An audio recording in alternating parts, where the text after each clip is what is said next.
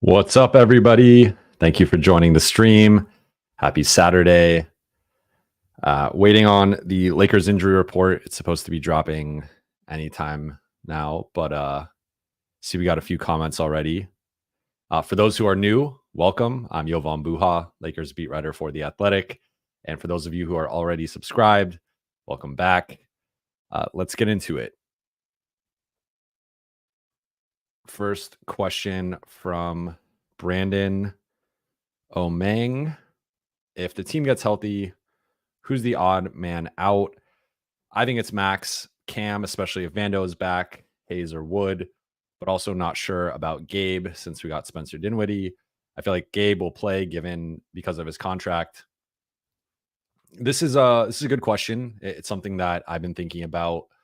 So I think we clearly have the five starters: AD, LeBron, Rui, Austin, and D'Lo. Those are the locks. That's the projected starting lineup moving forward. Maybe Vando comes back and joins the starting lineup, replacing Rui. But I think for now, given the success of that group, the Lakers are going to stick with the starting lineup. It's been over a month now. This is the longest they've had a starting lineup other than the Torian at the 3 group next to Austin and D'Lo. So I think this projects to be the starting lineup moving forward. Then if you look at the bench, if Vando comes back, I think he's a lock for the rotation. I think Spencer has become a lock for the rotation as a backup 1 or 2. I think Christian likely jumps Jackson as the primary backup big. And then I think Torian, for better or worse, is the 8th or 9th guy, depending on the matchup. So those to me are the top 9 in terms of starters.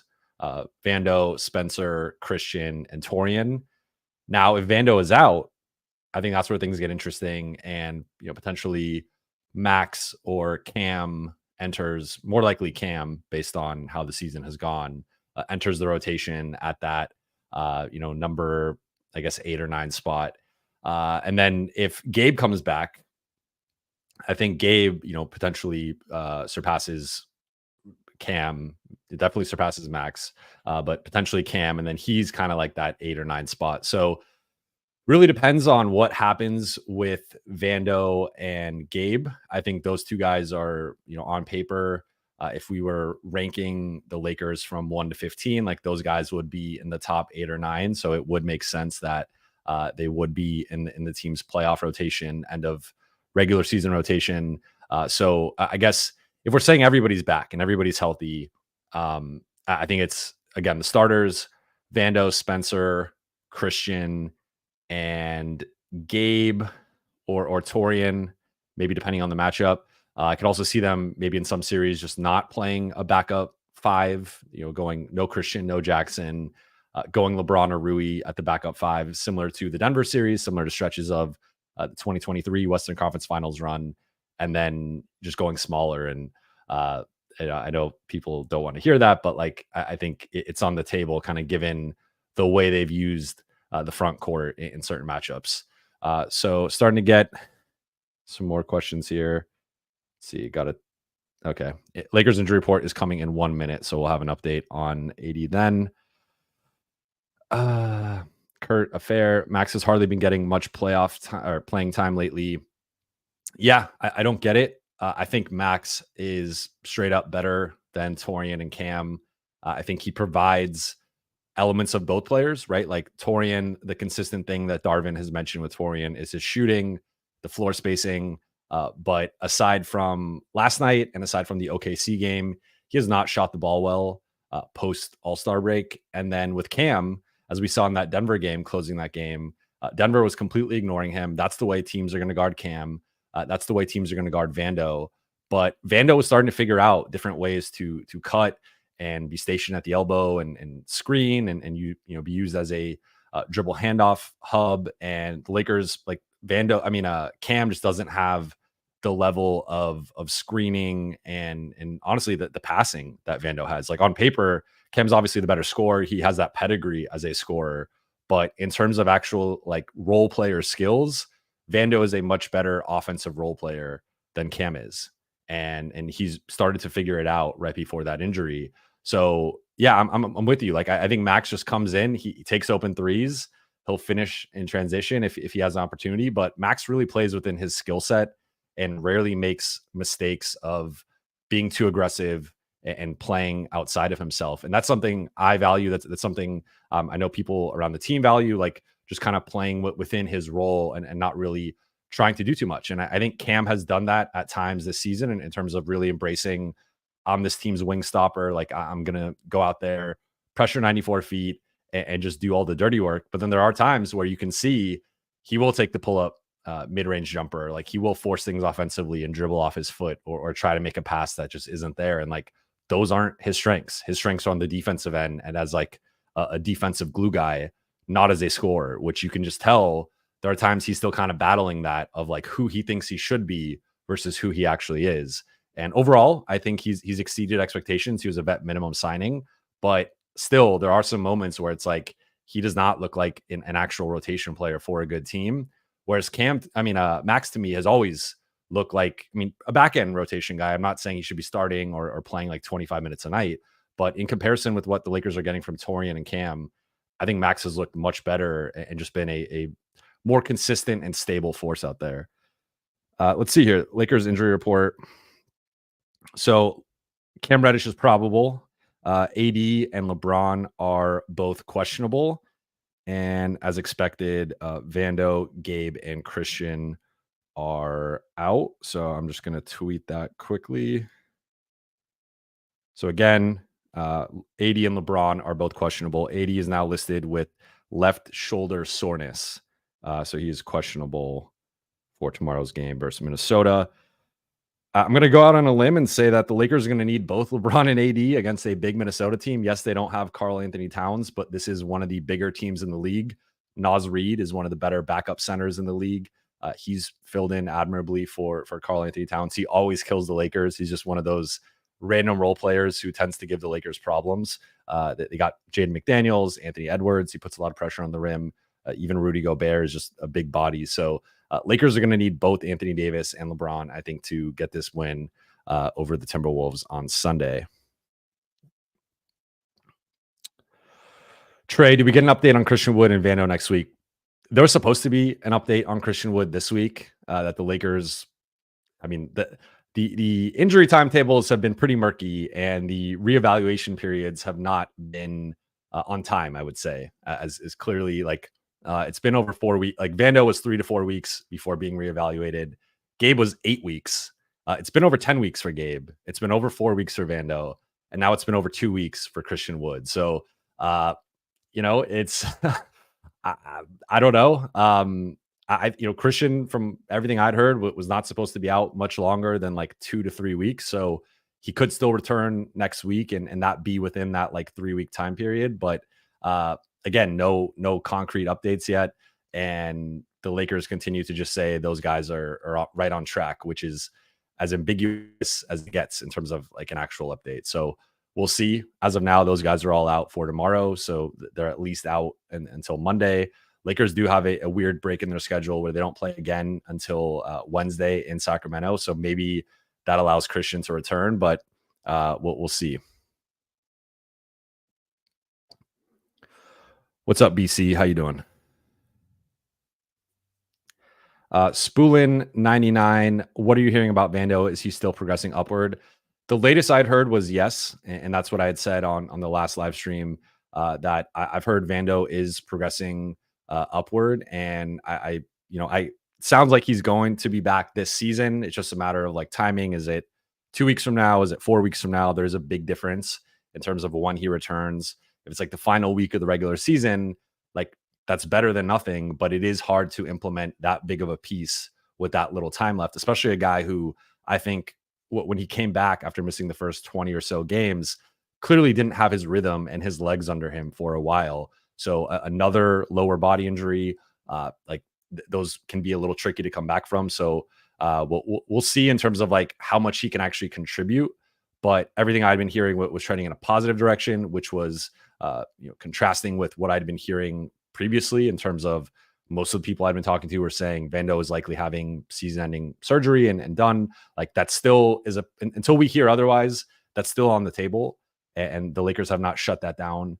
yet. So he's still continuing to be reevaluated. But there have been some positive signs. He has been, we've seen him walking around a little bit more. He's been out of the boot, which he was in for, a few weeks. So, or a couple weeks.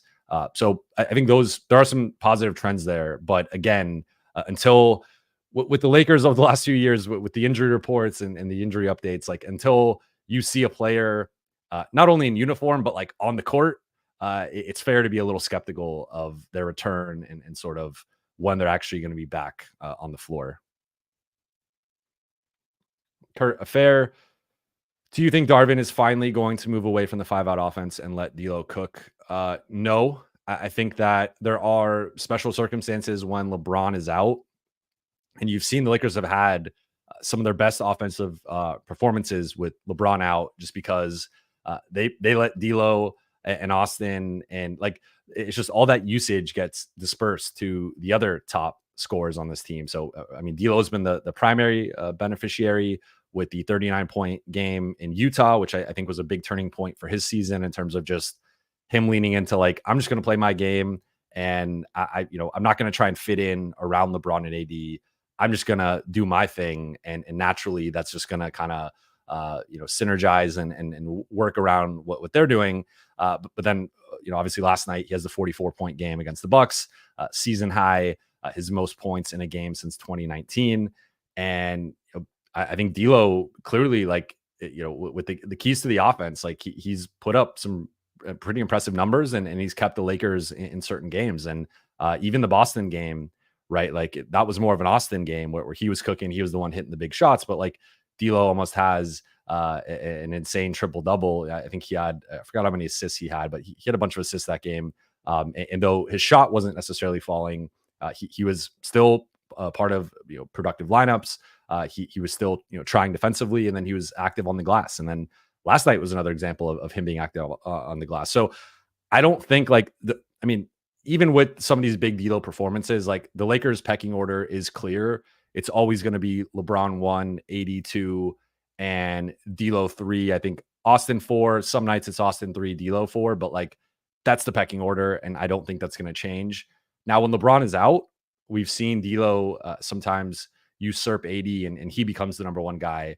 And last night with AD, part of it too was the shoulder injury, where once I noticed it, I was just watching AD just curiously, like, can he even move this shoulder? And there was times where he would like hunch over, and typically when a guy does that, you have both hands on your hips, and they're bent, and like it's just kind of like players bending over trying to catch their wind. And with AD, his left arm was just straight and kind of dangling there, and his right arm was the one that was bent, kind of like in the normal sort of body movement. And it was just clear, like during timeouts, during free throws, like he could not move his left arm. So AD basically played that fourth quarter with one arm, still grabbed 3 rebounds. It was a decoy offensively, and then defensively was still himself active and I thought productive given the constraints of playing with one arm. So I think when LeBron's out, D'Lo's going to cook, and we've seen that now throughout the season. When LeBron is there, the ball's still going to go through LeBron. The offense is going to run through LeBron. It's going to be the 5-out look more often than not. And D'Lo is going to be more of a complementary guy who can still have these big games, but I think it's a little bit more rare than when LeBron is in the lineup. BC Lakers are beating the top 2 seeds in the East without LeBron. Yeah. It's been wild. Like this team, when they don't have expectations and when they're undermanned, they show up all of a sudden. Like it's really when like you write the Lakers off or count them out. That's when they there's been several times this season I've been like, okay, this, like, even coming off the Sacramento loss, to me, I said I thought that was the worst loss of the season, given the stakes and given the context of the game of going up by 19 and then giving up the, like, it's one thing to go up 19, or like we see teams, the way the NBA goes with 3-point shooting and just the level of offense being played, it's easy to blow a big lead, but it's more of like a methodical progression. And for the Lakers to blow a 19-point lead in basically 8 minutes, like that was just an all-around disaster. And then to be outscored by 40 points in the middle portion of that game, like to just lay a dud in that big of a game with the clear stakes of, if we can beat this team, we have a chance to jump them in the standings, and we're at home where we've played so well. Like, I just thought that was a terrible loss. But as the Lakers have shown throughout the season, like they bounce back from some of these really disappointing performances. AD mentioned after the game that he spoke, like the players kind of had I wouldn't say a players meeting, but like they had a conversation internally in the locker room with the players. And it was like, we got to come out against Milwaukee and play harder. And we have to play all 48 minutes. We have to play every possession, and we have to treat all the remaining games as must win games, and just leave it all on the line. And I think they probably should have had that conversation earlier. I think they've had versions of that conversation earlier, but sometimes for this group, they really need to be reminded and have that hammered home. And clearly they got the message, because the Milwaukee game was one of their best wins of the season. And not just because LeBron was out or because they beat the number 2 seed in the East. It was, to me, because they faced adversity in that game where they're up for most of the game. Milwaukee, I thought that Dame shot, 4-point play against D'Lo, Bucks go up 6 with about 2 minutes left. And it's like, on paper, this is the game where, like, the Lakers have lost this type of game this season, but it's also a game where a team puts up an impressive performance without their best player, without their best scorer, and then they kind of blow it in the last few minutes against a better team. And it looked like that was what this game was going to be. But the Lakers kept their composure. They showed a lot of resolve, and Rui hits the big three. D'Lo scores 8 points over the final 73 seconds. He obviously hits the game winner. Spencer gets the game sealing block, and they win that game. So to me, it wasn't just like, Lakers beat a good team at home or Lakers beat a good team without LeBron. It was those two things. Plus, they were in a situation where they could have easily folded, where they had folded against Denver. They had folded against Sacramento, and they didn't fold against the Bucks. And I think they deserve credit, particularly I think D'Lo for his shot making and just staying aggressive, Spencer for his defense and kind of becoming a glue guy, and then AD for gutting through that fourth quarter despite basically having one arm. Spoolin 99. Did you see LeBron and Jeannie and Linda last night? I think it may be a good sign that this summer Jeannie will extend for close to what LeBron wants. Yeah, I thought that was a very positive sign. LeBron, so we sit kind of diagonal. For those of you who have seen my vlogs, you kind of know where we're sitting. So if the Lakers bench is on one sideline, we're kind of perpendicular along the baseline next to the Lakers bench, but on the other end, kind of in that corner. And then that's right next to where Jeannie Buss sits. And right in front of us actually is Rich Paul's seat. So Rich Paul is always there with, sometimes he'll bring one of his NFL clients. Sometimes he'll bring an NBA client, like Trae Young has sat there before. And then, he'll bring different people depending on, the game and just, what he's doing and who's in town and whatnot. So LeBron comes over, he talks to Rich. Rich is with a guest. I don't know who the person was, but they're chopping it up for like 30 seconds to a minute. And then he goes over, and timeouts are typically around 3 minutes. There's like a running clock on the scoreboard where you can see how long it is. So then he goes over and he sits with Jeannie and Linda. And that's the video that you guys all saw.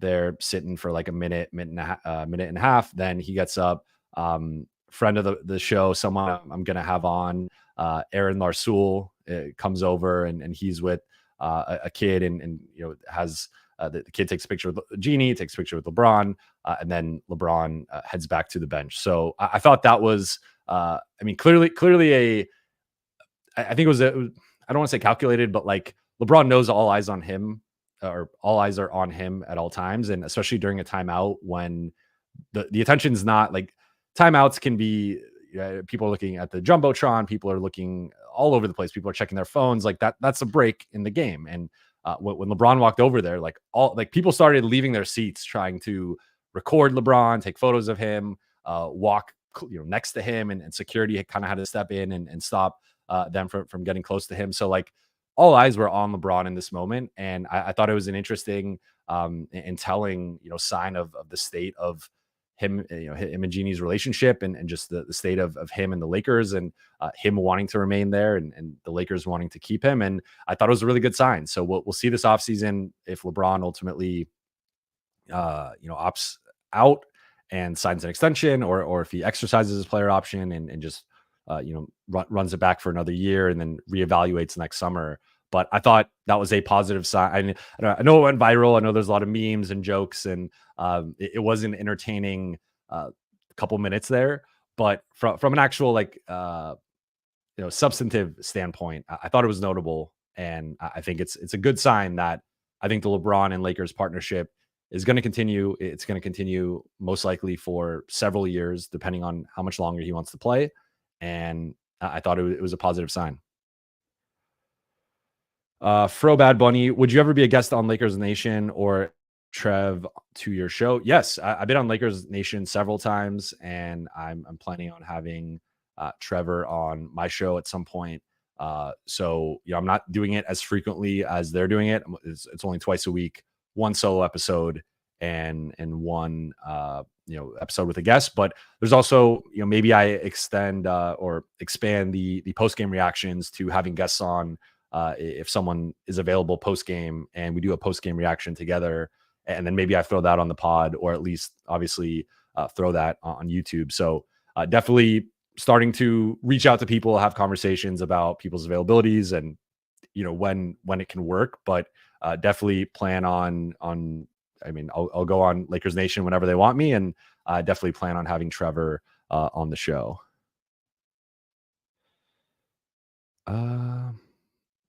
YouTube user. So this is, I guess, an anonymous person. Why is Darvin coaching so hot and cold? I don't know the answer to this. I think the Lakers would love an answer to this, but as I talked about on episode 2 of Buha's Block, which, by the way, if you haven't checked it out, Buha's Block is my new Lakers podcast. Posting it on YouTube, posting it on Apple Podcasts, Spotify. So don't leave this stream to check it out yet. But after this stream, if you enjoy it, please check it out. And be sure to subscribe, follow, leave a 5-star review. But one of the things I talked about was the Lakers process, particularly defensively, and then also offensively, kind of fluctuating game to game with organization. And the way I used AD as an example of just like, you can watch how AD is used in a given game. And some games it's very ISO and post up heavy, and some games it's more as a screener, as a ball handler.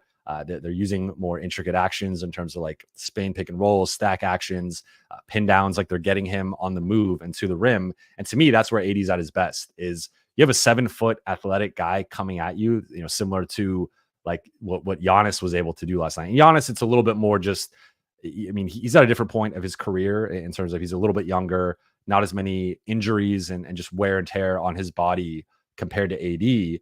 But Giannis, that just downhill burst that he has, again, so it's a little different. It's a little bit more like LeBron than it is like AD. But like AD has some of that where like if you can get him in space and you get him against a smaller guy, like he's going to punish that matchup every single time. And that's why he kills the Clippers when Zubats is out, or the Thunder and some of the smaller teams. Like AD just pummels them. And that's because he's a 6'11", 7-footer with great athleticism and agility and explosion and just a soft touch when he's able to rise up and leverage his strength against smaller matchups. So he's the ultimate kind of like mismatch killer. So I think for the Lakers, like there is something to like the game plan can fluctuate in terms of execution, in terms of organization. And part of that is on the players, part of that is on the ball handlers, part of that's on what's happening on the court, but part of it is on the coaching staff. And I don't know what exactly it is. I haven't gotten a great sense of, are they preparing more for certain matchups, not preparing enough for certain matchups. But I know as I reported last week, there was a sense of frustration with the Denver matchup and how prepared players felt for Denver's crunch time offense. And I think with some of the stuff, it kind of devolves into finger pointing and blaming, and it sort of each side is going to kind of blame each other, right? Like Darvin does subtly take shots at the players, and we got to try harder, we got to be more focused, and like that's all like basically criticizing the players. And then of course behind the scenes, players are going to kind of go back at that and be like, well, we weren't organized, the game plan was bad, or we weren't prepared, we didn't know this was going to happen, we should have countered this. And like it does kind of tend to go back and forth. And in talking to other people You hear different things in terms of like who's more to blame and this and that. But like, I do think we've seen from a process standpoint, the Lakers not always be organized game to game. And again, like I don't want to absolve the players entirely of that, but I do think that is more of a coaching issue than anything. So that's something to kind of monitor moving forward. But I don't have a great answer for it. And ultimately, if it's something that doesn't get ironed out, which it hasn't up to what we're now 65 games into the season, like it's something the Lakers are going to have to really examine and consider when evaluating the future of this franchise this summer. Let's see. Yeah, TP hit some big shots last night. I think again, like the numbers have been pretty bad for him this season in terms of just his impact, and the Lakers have tended to be worse when he's on the floor. He's still the last place guy in terms of plus minus by a significant margin. Lakers have been worse with him at the 2 and at the 3 than most other lineup configurations, but credit is given where it's due, and TP hit some big shots last night, and I thought played solid in his role. And I also think as he's continuing to play less, he's less detrimental, and there's less pressure on him to make. It's different when you're playing 16 minutes versus when you're playing 30. The expectations are obviously higher. If you're playing 30 minutes, given his role, the expectation is like 3, 4, 5 threes a game. But if he's only playing like 15 to 17 minutes, now it's like you're only getting a few shots. So if you hit 1 or 2 threes, you're kind of just doing your job offensively, and then defensively, you just have to try and hold your own. So I thought TP played probably his second best game post All-Star break, with OKC being his best game. And, I thought he was solid. Let's see, from John. Hey, Jovan, how much access do you have as a reporter outside from media availability with players? Do you talk to them in team plane or team bus? So good question. I don't go on the team plane or the team bus. I travel separately. So in the media, we fly commercial. So there's exceptions, like Mike Trudell technically is an employee for the Lakers. So he flies on the team bus, but he's also an employee for Spectrum. So Spectrum also flies on the team plane and then on the road on the bus. So he's someone who's around the team in that capacity. And some of the Spectrum people are as well.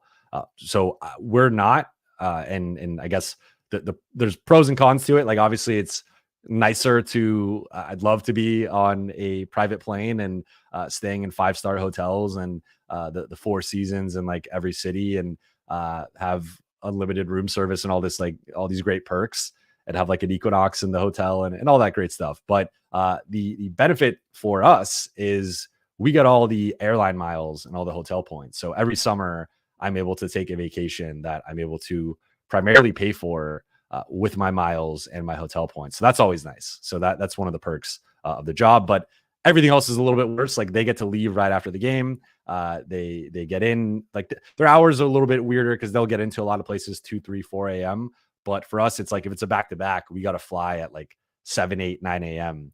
And that kind of puts you behind the 8 ball the next day in terms of just like getting into a city. Now you're tired. You were up last night, in my case, writing and doing a post-game reaction show. And like it gets pretty tiring on road trips, and like especially road back-to-backs. Those are brutal. But no, so in terms of like player interaction, like we get to talk to players at road shoot-arounds are usually the best. You can kind of just go up to somebody and just talk to them and either on the record, off the record, whatever. Also road locker rooms typically better than home locker room, because home locker room, there's more media in there.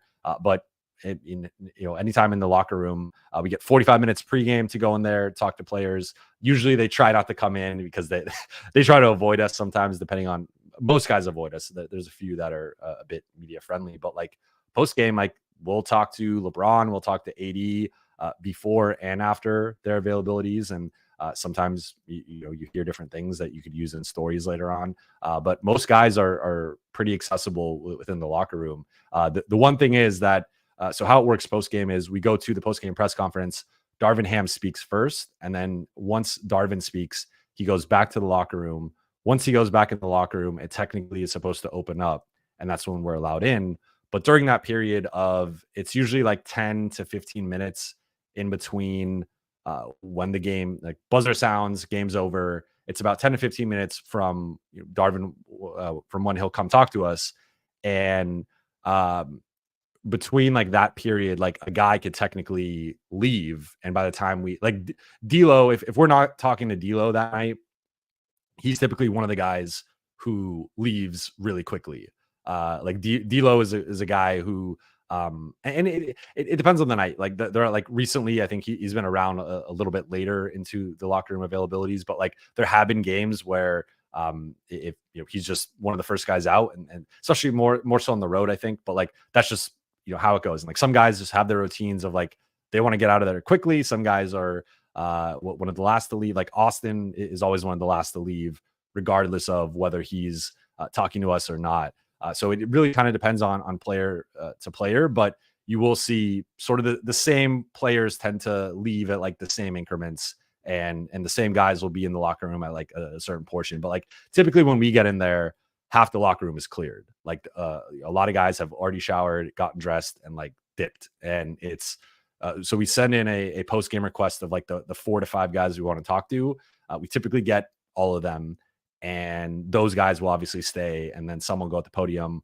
LeBron and AD prefer going at their locker. So that's just kind of how a little bit behind the scenes in terms of like how it works. But we are able to talk to the guys on and off the record. Like obviously you're not just going to shove your recorder in someone's face and be like, hey, so what'd you think of this? Like it's more of like an organic developing relationships with people. And my relationship is different player to player, but you do try and form like for me, I find that time it's not, sometimes it is strategy of like, hey, what did you think of this, or like what were you seeing on this, but sometimes it's also just like finding a connection point with someone, and finding that like human thing that sort of connects you guys. So for me in the past, that's been sneakers, that's been music, it's been movies or TV shows.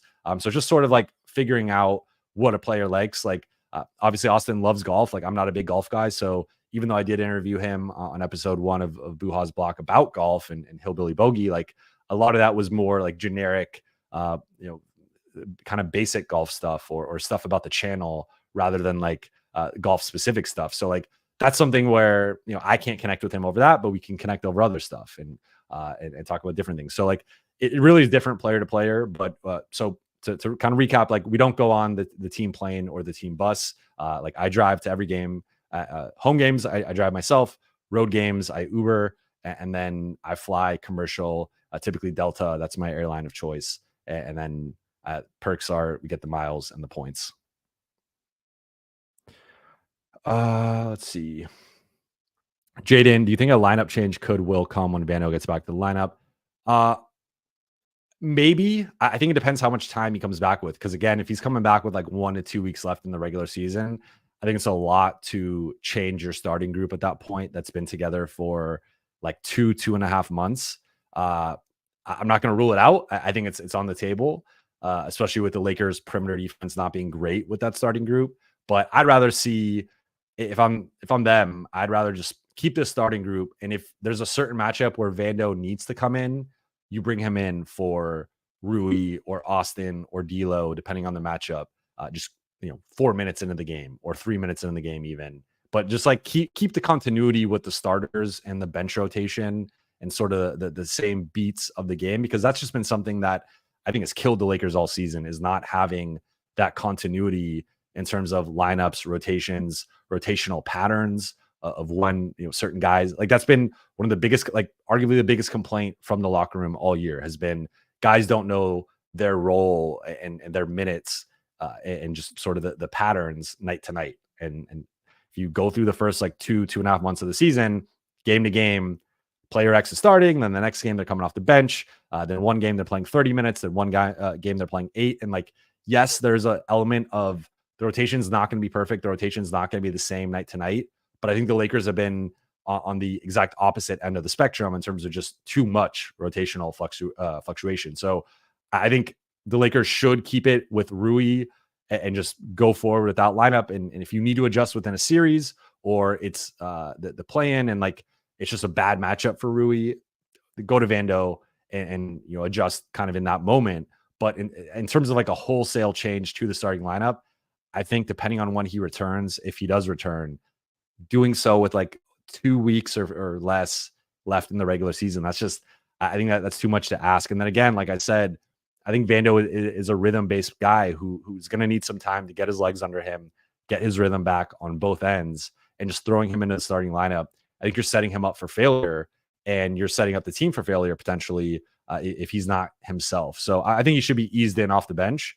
And again, maybe in a series or maybe in a playing game, maybe in the second half you start him if it's just a better matchup for him compared to Rui. But I think the Lakers should stick with this starting group.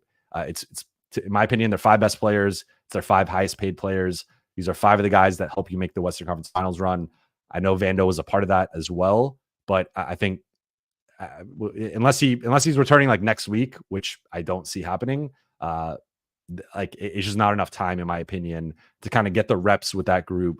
They do have the reps from last season, but it's a different season. It's a different bench. It's a different offense. It's a different defense. Like there's a lot that has changed from last season, and we have seen some positive moments from this group, like thinking of that Golden State game in particular. But I think they should stick with Rui and then adjust on the fly with Vando. Let's see here from Hayden Stemple.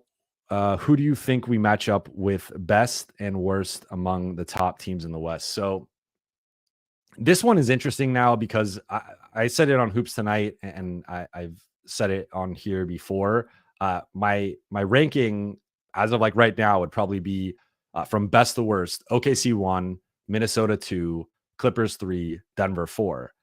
However, if Karl Anthony Towns is out in a potential first round series between the Lakers and the Timberwolves, I might rather face the Timberwolves if I'm the Lakers, just because I think at that point they do lose some of their size advantage, or against the Lakers it's not as much of an advantage as just like a neutralization of like both teams are big when healthy and optimized.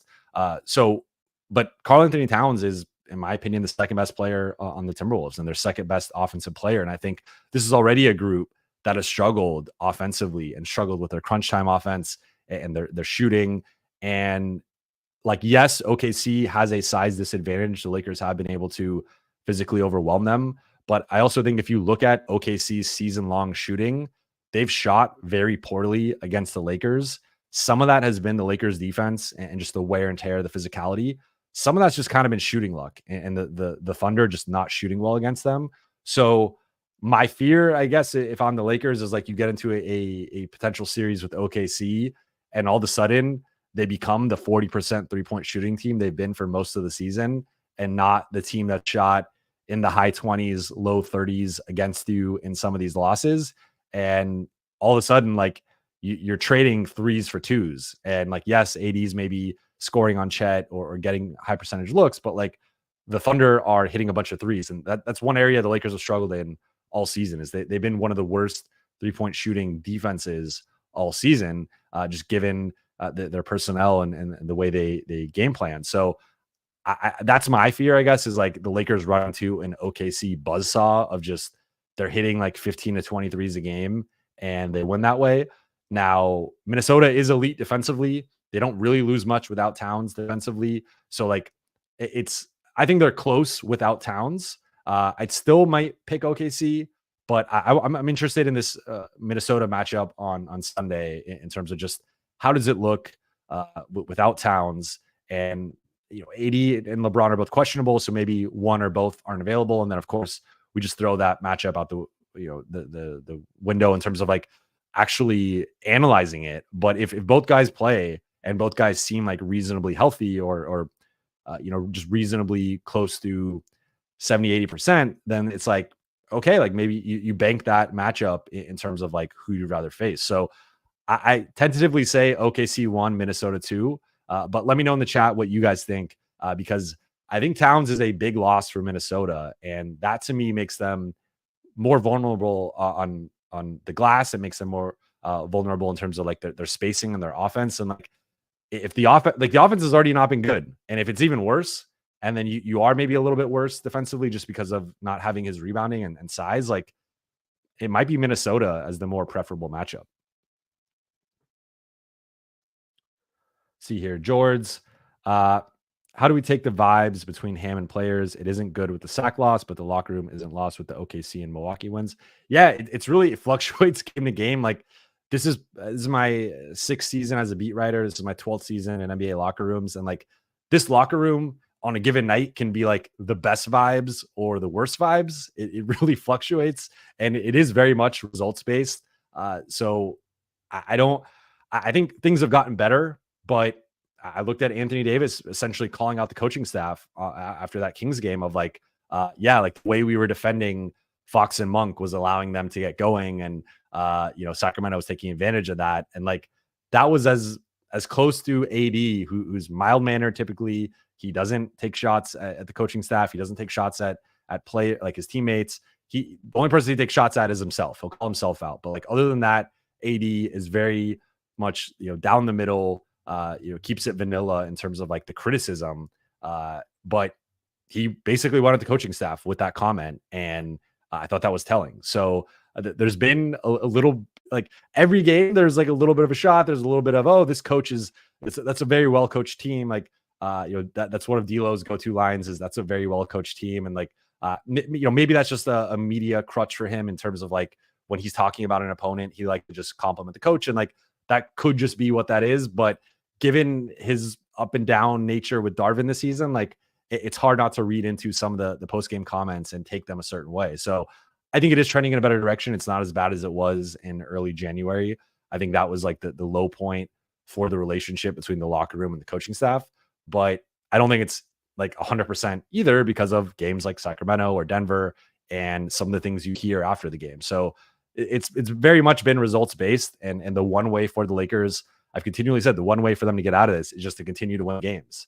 And you win games by being prepared and being organized and executing and like all these things. And the blueprint is there for them. It's just a matter of executing it consistently. So we'll see. But I think a lot of moving forward is just going to come down to like, are they winning these games and are the players bought in and believing in the process? Or is it some of what we've seen when they lose and guys start to check out or guys aren't as engaged? And then afterward, you hear about, well, we weren't prepared or this player should be playing more. This player should have been playing less, whatever. So it really fluctuates night to night. And that's what's to me that I've never had a less of a grasp on a team than this team, because again, their ceiling is like Western Conference Finals, NBA Finals, maybe. Their floor is like losing the 9-10 play-in game, right? Like, and those, I don't know if you could say that about like any other team in the league, is they have that wide of a gap of potential outcomes for a season. Like maybe the Warriors, but like I don't know if they have that high of a ceiling. So I don't know. It's been frustrating to kind of try and figure out. Thank you, Helena. Shout out to Helena, my lovely fiance. Remember to subscribe, give this video a like. Inside Out 3328, Yovan the Goat. I appreciate you. BC, do you think they can beat Sacramento next week to avoid a season sweep? I do. I am a little concerned with just the Lakers not showing up in a lot of big road games. There are some recent exceptions, of course, Boston, New York, the Golden State game. But that was also, they were healthier. Vando was available in 1.5 of those games. Christian was available in those games. LeBron and AD were both a bit healthier than they are right now. So when factoring in, they are going to have a couple days off before that Sacramento game. So AD and LeBron will get some much needed rest. But considering how the Kings have dominated that matchup over the past 2 years, they're 6-1 against the Lakers. Sabonis has never lost to AD. I would honestly say, like, I would favor it, and the Kings are home. They're a good home team. Like, I would favor the Kings. I'm not going to lie to you. But I think it's probably like a 55-45 split, where I think the Kings are like 55% favorites in that game. But I would not be surprised if the Lakers come out with a level of focus and force that we haven't seen from them in a bit. And like if LeBron and AD are both healthy or healthy-ish and available and engaged, like they can beat anybody. So I would not be surprised if they won. But given the track record of how these matchups have gone, and LA not really being able to figure out Sacramento's offense, like outside of Denver, Sacramento is the team that's given them the most problems in the West over the last 2 years. And they've just really struggled defensively with their passing and their movement and their speed and their level of shooting and how they spread them out. So like I'm not going to lie to you. I would still probably pick Sacramento to win that game, but could be wrong. I've been wrong before. And I didn't think the Lakers were going to win last night. I'll be honest. Like I didn't see that happening, but they won. So that's why you play the games. It's not played on paper. It's not played on theoreticals. It's played on the court. And the Lakers, when they are, when LeBron and AD are available and playing at a high level, like they could beat anybody. Let's see, Hayden, do you think Darvin Ham limits the ceiling of this team, or is the talent also not championship level? I could say yes to both. I think Darvin has limited the ceiling of the team at times this season. I think that some of the Torian and Cam minutes have really been detrimental, and that was something I laid out in my 5 ways to fix the Lakers episode 2 of Buha's block.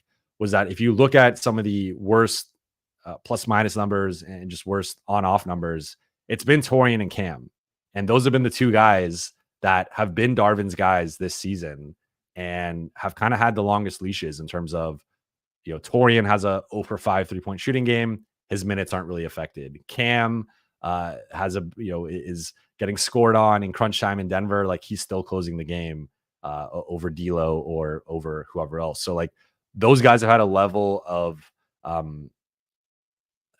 stability in terms of their role and their minutes that I don't think has been warranted, and especially at the cost of, those guys' minutes have come at the cost of D'Lo and Austin and Rui and Vando and Max, like better players. And Spencer has kind of been the one guy that's come in and earned his role and taken away some of the minutes from those guys. But like those guys have started over all the guys I mentioned and taken minutes from them in crunch time, taking minutes from them in starting lineups and pivotal stretches of the season. So like I look at those 2 decisions for whatever reason as 2 decisions that I think have cost the Lakers. I think there's been some defensive game plan stuff with like the Dallas game, leaving Dante Exum open for basically the whole game. He hit 7 threes. I look at more recently some of the Denver stuff in crunch time, the Phoenix game, they handled Booker and KD, the Kings game with how they played in a deep drop. Like there have been things that I think it's been on the coaching staff and they need to be better with and figure out. Now I also look at the roster and like there's clearly been some holes with the roster. The shooting has been non-existent. It's gotten better progressively this season, but like it's been a big weak point for this team. Like they've lost a lot of shootouts this year. The defense really the fact Vando being out is obviously a big loss, and even Gabe being out, point of attack, point guard defender. But like I think even when healthy, I look back at some of the team's success, and I don't know how they had some of this defensive success, just because the defense has been pretty bad now for like going on 2 months. And I just look at some of the wing defense, and like that's a bit of a hole on this roster. And just in some ways, like you look at it, there's not a lot of 2-way guys, and it's a lot of picking offensive players or picking defensive players. So I think both things can be true. I think there's been things with the coaching staff that have hurt this team's ceiling, and I think there's been things with the rotation or with the roster that have limited this team's ceiling. Now that all said, like I still just said I could see this team making the conference finals or even the finals if Denver somehow gets defeated on the other side of the West bracket. So like I still believe in the potential of this team, but there's always a hole with it. Like no coach is perfect. Every coach has their flaws. Timeouts are another one, which I'm sure some of you saw. I tweeted out what he said about that yesterday, and basically his philosophy on that. Like timeouts are another thing, but like the coaching stuff, like there's always some flaws, and every roster has its flaws. For this group, to me, it's been the just collective shooting where teams continually will pack the paint against most of the Lakers. Like outside of D'Lo and Austin, the people aren't guarding Rui and Cam and Vando and even Spencer like the same way that they treat other perimeter groups. And then the perimeter defense has just been not great for the most part. And you also see that with when the guards kind of crack back and are gang rebounding, like they're just getting pushed out of the way in a way that other teams are just bigger on the perimeter, like a Denver or a Boston or even the Clippers. Like they have front court issues, but in terms of like their perimeter size, they are bigger than a lot of other perimeter groups. Let's see. Alvin, no chipmunks. Any news on AD's shoulder? I was told by someone close to the situation that it's not expected to be serious. So the fact that he's questionable and not ruled out, I wouldn't be surprised if he doesn't play tomorrow. Like questionable, it can go either way. I'm sure we'll talk to Darvin pregame. He'll say he's a game time decision if AD's not ruled out by that point tomorrow. But from what I've heard, it's not expected to be serious. So looks like we got a super chat. So I will put that up. Tamal, hey there, watching from India. Shout out to you. Thank you for watching. Wanted your thoughts on why Ham's coaching struggles is not a league-wide story. ESPN's NBA shows will always portray as if Ham is doing okay. It's all the players' fault. This is a good question. I think some of it is relationship based, where I think Darvin has a very good personality, and I think I look at a guy like Doc Rivers, and Doc Rivers is someone who, I mean, he's worked in the media, right? Like before he went to Boston, he was working for ABC. Then now, after his brief coaching hiatus, he was with ESPN and ABC again. And Doc's been someone who's been very media friendly. He takes the time to talk to reporters during press conferences. He'll compliment people. He's always laughing and just kind of keeping the mood light when they're not blowing a 3-2 lead or whatnot. But I think that's earned him a bit of goodwill, and he just has a lot of good relationships with people in the media. And that leads to Doc not getting as much criticism. And then when a JJ Redick comes at him, you see, I mean, several of Doc's players defended him, but like people aren't necessarily going there and criticizing him the way that other coaches might get criticized. Like I think if Doc didn't have the personality that he has, I flamed a lot more by national media. But I just think that the way it works out is, on some level, reporters and commentators and analysts are all human. And if you like someone, that makes you a little bit more biased in their favor. And I think you've seen that with Doc. Now, Darvin, of course, doesn't have the track record that Doc has. He's not a champion as a head coach, and it's only been this is his second year. But I think there are elements of that. Of he is friendly with a lot of national reporters. He has good relationships with the media for the most part. He's accessible. He's nice. He's intimidating. He's a big dude. He's 6'8", probably 250, 260. Like he's an imposing physical presence. It is funny seeing some of the people saying that they're going to walk up on Darvin and beat him up. I'm like, I don't think you guys have seen how big this dude is in person. Like you could criticize the coaching, make the jokes, all that stuff. But like you saw Darvin in person, like he's a big dude. So with that all said, like I think with like, I also think that part of it's like Anthony Davis has, for whatever reason, become a punching bag for national media. So AD typically gets the brunt of AD didn't show up in the fourth quarter against Denver, and like, AD didn't show up against Sacramento. And like, look, and some of that is legitimate, and AD deserves some of that blame. But like AD's reputation as this injury prone guy who's passive, who isn't a real number two, who doesn't show up in big games, who gets outplayed by Jokic and Embiid and Giannis. Like, again, some of that stuff is there's always truth in criticism to some extent, but AD kind of becomes the punching bag. D'Lo becomes the punching bag because a lot of people around the league just don't like him, and just the way he carries himself or the way his game is. Like a lot of people outside of the Lakers, don't like D'Lo. So like I feel like those two guys get the brunt of the blame. Austin has gotten some criticism for he was built up at the end of last year, then hasn't necessarily hit the sky high expectations that he's had. So sometimes Austin will get some of the blame of like, he's just a role player.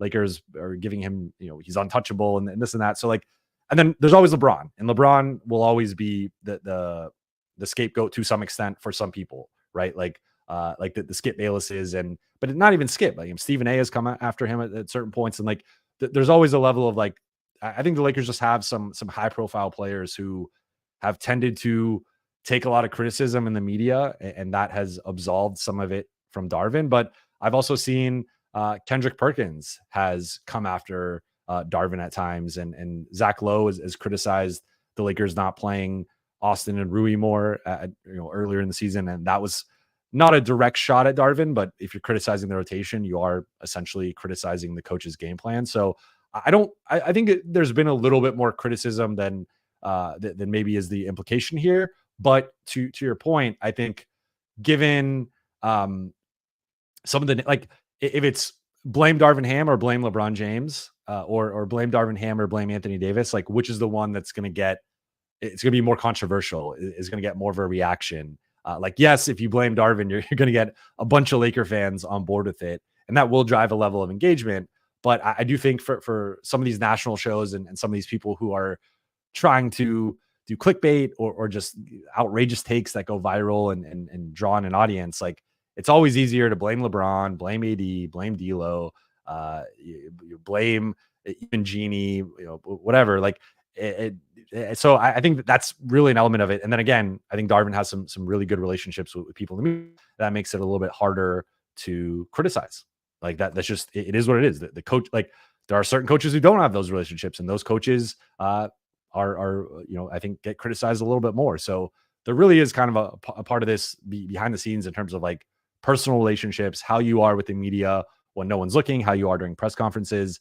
And as a coach, that can earn you a level of goodwill, and it makes people a little bit less reluctant to criticize you. Let's see here. We got another super chat. Thank you very much, Vincent W. How did you end up as a Lakers reporter, and how is your G League tryout? Okay. So Lakers reporter, I started I'll give you a brief rundown. I started covering the NBA in 2011 as a sophomore at USC. I got kind of a couple of big breaks at the same time. I got an internship at Grantland.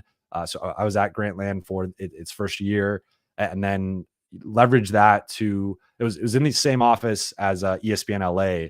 So I was right next to all the ESPN LA editors, and I started, talking to them and kind of just planting some seeds of like, hey, I want to be an NBA reporter. Like, this is my dream. So like, if there's anything I could ever do, I will do it, no matter how small it is. Like, just give me that opportunity, please, please. So grew some relationships there. And then all of a sudden it started to be, hey, can you cover a practice on a Saturday morning? Like, hey, the so-and-so is coming back from a 6-game road trip and it's a Sunday morning game. Can you cover the game for them and give them the day off? Or, hey, like, we don't have our Mavericks reporter isn't traveling, or our Knicks reporter isn't traveling.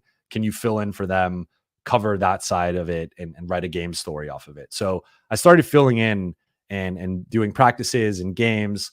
Then started, covering the both LA teams. I probably did a little bit more Clippers to start, but then kind of went back and forth. Then was more behind the scenes for a bit. Worked at Fox Sports for a couple of years, ESPN for a couple of years. Then I just decided, I was 25 and I was tired of being an editor. I was tired of not doing what I wanted to do. So started putting out feelers to different people within the industry of, hey, I'm looking to move on. I'm looking for a reporting role. And it just so happened that at the time, The Athletic was expanding to LA, and someone I'd known at ESPN had moved on to The Athletic, and they were they're starting to recruit people, and I ended up being on their list. So it was kind of fortuitous. We ended up meeting up in New York. I was out there for my brother's college graduation. We meet up, we talk through different things. They're at first pitching me on, would you go to Orlando? Would you go to Sacramento? Would you go to Miami, Portland, Phoenix? And like, they had all these teams that didn't have beat writers. And I was like, yeah, I'll go to any of them. Like, I was like, probably prefer like Miami or Phoenix or Portland, given the other options. But like, if you really want to send me to Orlando or Sacramento, I will go, I will do it. And then all of a sudden they were talking to someone for the Clippers beat that ended up not working out. And they reached out and said, hey, how about you just stay in LA and cover the Clippers? So I did that for 2 years. Then coming off the Lakers championship in 2020, I had some conversations, and they wanted to beef up. They had laid off a Lakers reporter during the pandemic. And then with the Lakers winning the championship and there being a lot of interest in the Lakers, it was like, hey, would you have any interest in switching over and covering the Lakers? And being an LA kid, growing up in the Kobe Shaq era. Shaq's my favorite player of all time. It was a no brainer.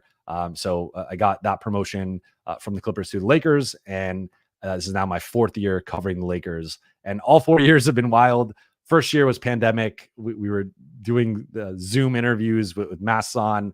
Second year was a little bit more normal, but no locker room access. So my first 2 years, I was not even around LeBron and AD really in person. Like we did press conferences with them that second year, but not in like that interpersonal way. So last year was actually my first year in the Lakers locker room post pandemic, and kind of being around these guys and being able to talk to them face to face. And then this has been my second year. So I think that's why you've seen my name out there a bit more the last couple of years, my reporting out there a bit more, because I've been able to actually be in the locker room, develop relationships with these guys.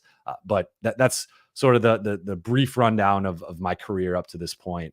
So 4th year covering the Lakers. I'm under contract for 1 more year with the Athletic, and I plan on sticking around and covering the Lakers for the foreseeable future. So hope you guys will rock with me for the rest of the decade and beyond. Let's see. Back to the chat. BC, why do you think Minnesota improved so much after trading D'Lo?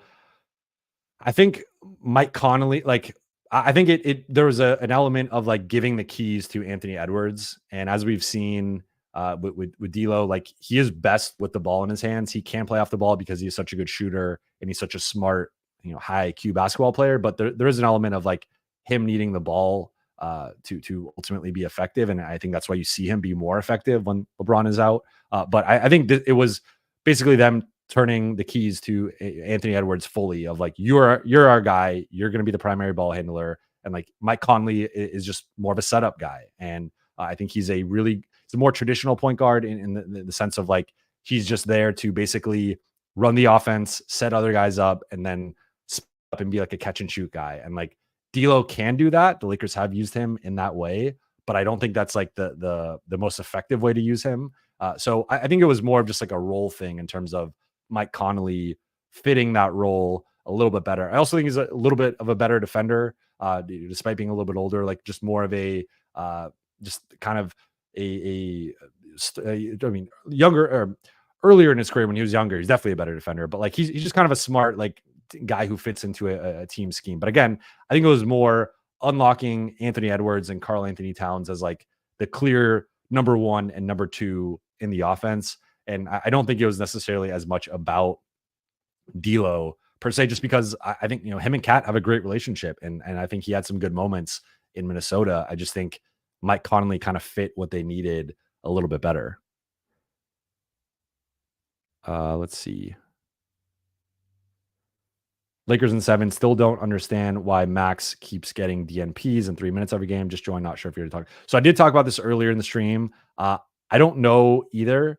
I don't get it. Again, like I think Max has been better than Torian and Cam, particularly like the last few weeks to couple months. I thought he was starting to show something in like that road trip with the Boston game and the New York game, and like that New York game to me was like better than any game I've seen out of Torian over the last like 2 months. And maybe you could throw the OKC game up there, but like Max's defense was so critical in that game that I think, given his offensive contributions that game, that the rebounding and the defense, like that was probably better than Torian scoring 14 points in the OKC game. So like I don't get it. I know like on paper, like Torian's a little bit bigger than Max, but like the lineup data is, I mean, just eye test alone, like Max is a better rebounder, but like the data is there that Max is a much better rebounder.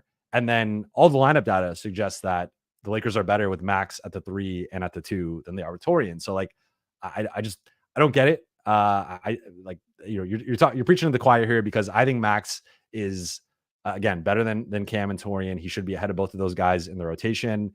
He's just a guy who plays within himself. He rarely makes mistakes, and I think he's it blends both strengths of both guys a little bit better than either of the other guys does. So like, to me, he's a 3-and-D shooting guard who can scale up into small forward minutes depending on the matchup. So I don't really get that one either. 1 second, I need to charge my computer. All right. Do not want this dying. All right. A few more questions that I'm going to get out of here. Gustavo, hi, Jovan. Can you send a shout out to the Lakers Brazil community? Yes, I'm going to give a big shout out to the Lakers Brazil community. I see you guys in my DMs on Instagram. I see you guys on Twitter. So shout out to Lakers Brazil. Thank you guys for the love and the support. And you guys are very active on YouTube, on Twitter, on Instagram, all over social media and the internet. And so shout out to Lakers Brazil. Kurt, everyone, please like and subscribe. Let's get these numbers up. Thank you. Thank you, Kurt. And if you are enjoying this stream, I'm trying to get to as many questions as I can before I get out of here. Please be sure to like and subscribe. Kiki, have you been in contact with Sean Davis from Lakers Nation? We'd love to see you guys collaborate. We do follow each other and we have DM before. We've never done a podcast together. So he's on the list for me in terms of people I want to get on the show. So definitely would love to do a Lakers Nation episode with him and would love to have him on the podcast.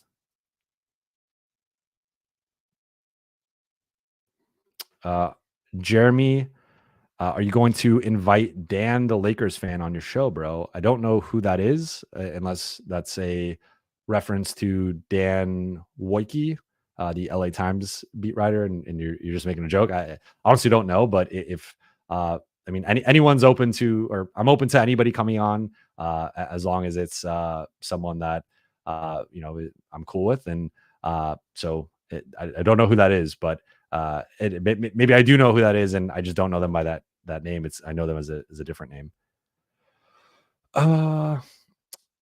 J Lakers 24. What teams will have cap space to possibly make a run at signing D'Lo from the Lakers, given his recent run? This is a good question. I don't know off the top of my head. I can look this up right now in terms of 2024 NBA cap space. I know the Sixers are one of the teams that are going to have cap space. Looks like cap space. Sorry. I mean, like the Spurs could have cap space. I don't know why this is so hard for me to find right now. I mean, let me know in the comments what you guys think, what teams could be. Yeah, sorry, this is taking longer than I expected. I don't know off the top of my head. I know the Sixers are one of the team. Okay, here we go. Sixers, Pistons, Raptors, Magic, Jazz, Thunder could have 20 million, which would get them in the sweepstakes for D'Lo. I think that's probably his floor with how he's playing right now. So of those teams, like Jazz could come in, and that doesn't really make sense to me. They're going in a different direction with their youth, and like Keontae George seems to be their franchise point guard.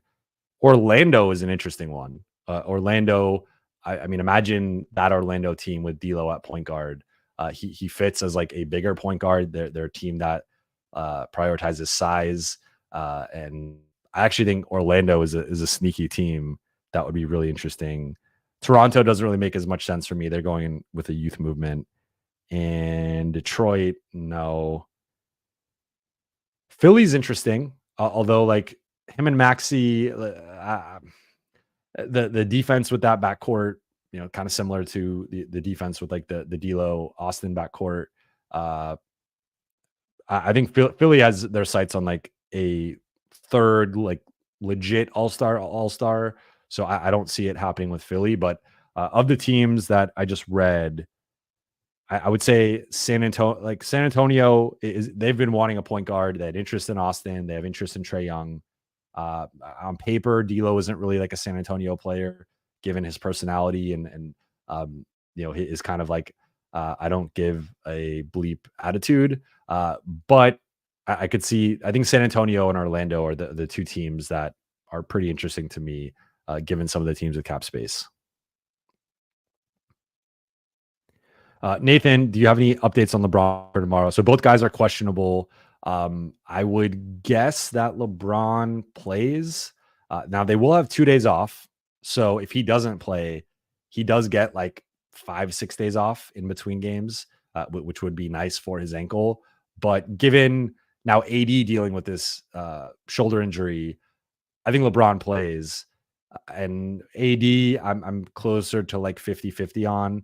It is a big matchup, and he did play through the fourth quarter. So there's a chance that, I mean, like the Lakers haven't ruled him out, which I think is a good sign. I think if it was a significant thing, they would have just ruled him out and said, hey, he's going to be reevaluated in like 2 to 4 weeks or something. And that's where we'd be. The fact that that didn't happen, I think is a good sign. So I'll say like, if I had to pick, I'm going to guess that both guys play, but I wouldn't be surprised if maybe LeBron plays and AD doesn't, given just the nature of like AD just picked up this injury and it did not look good in terms of like his shoulder mobility. Uh, what's up, Dark Galaxy? What do you? Okay, let's see. Jameson, what do you think the biggest misconception about the Lakers is this season, be it by broader media or fans? I think the biggest misconception. Well, I talked about some of it a little bit earlier when talking about the coaching. Like, I think there's been more blame on the players than some of the coaching stuff, and like there's been a lot of like Lakers are just inconsistent and this and that, and like I don't think there's been enough on like the actual like process and some of the rotations and like how bad. Like I think the one time it really got bad and people were really criticizing it was the all wing lineup when, and I hammered it. Like I rarely hammer starting lineups or like coaching decisions like to that extent. Like I ripped that lineup in a column for the Athletic, and like I stand by it. I think it didn't make sense, and they got shredded in that Boston game. But uh, aside from that, there hasn't maybe been as much coaching. Like there will be the, oh, is Ham on the hot seat or like whatever, and like they'll respond to stuff to reporting, like our report at the Athletic in early January. But I think there's been a little misconception on like sort of who to blame. I think a little bit, and then I think the other misconception is like there's this notion that the Lakers are a. I think people have been slow to adjust to like the Lakers were a good defense over the first couple of months of the season and a bad offense, and it's now been basically since like late December the exact opposite, where they've been a good offense and a bad defense. And I think people still view them in the light of those first couple months, where it's been now like they've figured a lot of this offensive stuff out, and part of that's been Austin's played better, D'Lo's played better, LeBron and AD have been consistent and available. They brought in Spencer, who like hasn't put up big numbers, but I think he just provides another level of another ball handler, playmaker. Rui has played more and has played well. So like offensively, they've been trending in a good direction as a group. The five out, it started to work. They figured it out. Vando was a critical part of that. Like Vando started to kind of figure out his role. The team put him in better positions.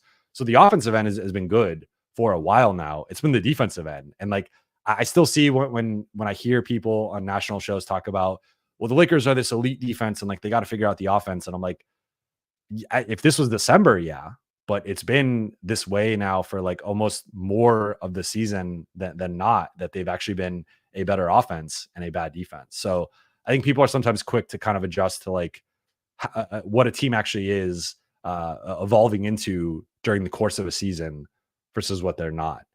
So that would be it. And then I also think the Lakers have been dismissed a little bit lately in terms of like their ability to go on a run. I think people have been talking about Phoenix, Golden State, Dallas, and I think the Lakers belong in those conversations with those teams as like a dangerous lower seed who, if they can get into the playoffs and get the right matchups, can go on a run. I think they should be in those conversations and not just poo-pooed as like, oh, they're a 9-10 team, they're going to lose in the play-in, and like that's it. Like I think that's that's inaccurate based on what we've seen in terms of like this team rising up in big moments and like having at least a 500 record, if not better, against most of the teams in the playoff mix in the West. Okay, let's see. We got a lot of comments here. I appreciate you guys. Um, Trying to, let's see.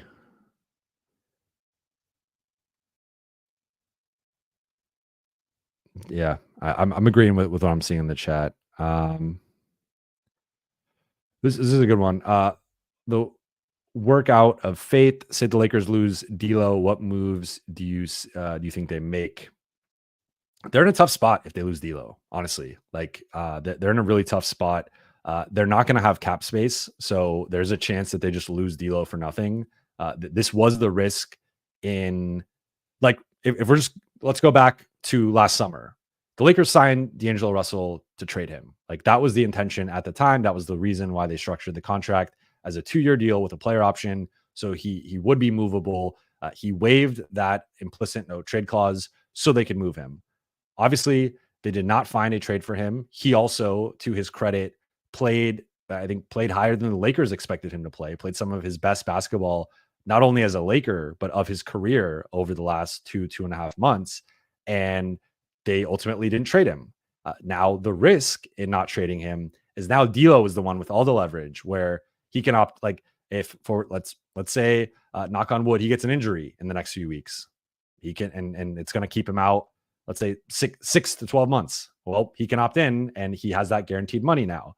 And that all of a sudden is like money on the Lakers books that like they're not getting production out of, but it's on the books. Or if he continues playing at the level that he's been playing for the last 2.5 months, he can opt out and either force the Lakers into signing him into a much bigger deal. And now all of a sudden you're paying him 30 million a year, 25 million a year, whatever. Or he leaves and signs with another team and you don't have a means to replace him. So the Lakers, depending on what they do, they could have one of their exceptions, most likely the non-taxpayer, or actually I think it would be the taxpayer depending on what happens. But like Lakers are going to be limited if they're going to try and re-sign Max. I'm interested in what his market's going to be. I'm interested in like if it gets, I wonder like what's the limit on like if it gets to like 8 to 10 million, are they going to just let him walk because they obviously have not played him that much this year? Like there's a lot of interesting variables with their offseason. Then if you lose D'Lo, it also is another player that depending on what you do in terms of like, are you trying to get that third? Are you trying to get that Trae Young, Kyrie Irving, Donovan Mitchell? Like you might need D'Lo for that trade, depending on again if he's signing an extension or if he's opting. I don't think he can sign an extension actually, but if he's opting out and signing for multiple years, or if he's just opting in for that final year, like that, those details matter in terms of like what the Lakers can do this summer. But in terms of just like going out in free agency and finding a replacement for D'Lo, there isn't a guy that they can sign and anywhere close to the same money, and that's going to be anywhere close to the same talent level or production level. So if D'Lo does leave, like that's the position Lakers are in now. If he opts out, they need to try to re-sign him or sign and trade him somewhere and get something back. But like those are the two best case scenarios for them. If he opts out and leaves, or something happens where like they don't want him opting in, but he does, like those are kind of the disaster scenarios for them. So a lot will play out in the next few months. But like if D'Lo leaves, the Lakers are in a tough spot in terms of replacing him, and they'll still have Gabe, they'll still have Austin, they'll still have LeBron theoretically, assuming he either extends or opts in. But like you're not, you'll have JHS as well, who's been playing well in the G League, but like you're not getting that D'Lo caliber guy in free agency. Like you don't have the cap space, you don't have the exceptions. Like it's just they're in a tough spot.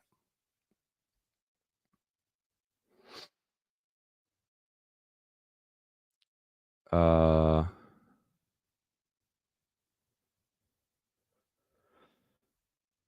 Adam Hurley, we're very relevant if we can get the 8 seed or better. I agree. I think the Lakers, like 10th seed is obviously the worst case scenario just because you're the lowest seed. But like this team having to win 2 elimination games on the road is going to be tough. Again, they've not been a good road team this year. They have showed up for big games, but that's a lot of pressure to potentially, let's say, like go into Golden State and beat the Warriors, and then you're going into like Phoenix or Dallas or New Orleans or Sacramento and having to beat one of those teams on the road. So 10th is like the absolute worst case scenario. I think the Lakers might not make the playoffs if they finish as the 10th seed. Like I think it's that simple. 9, you're at least home for the first game. So I think if Lakers make our 9th, I will pick them over whoever the 10 seed is. And then it's a matter of like, can you beat that 7 or 8 seed on the road? And then if you're in 7 or 8, at least like you.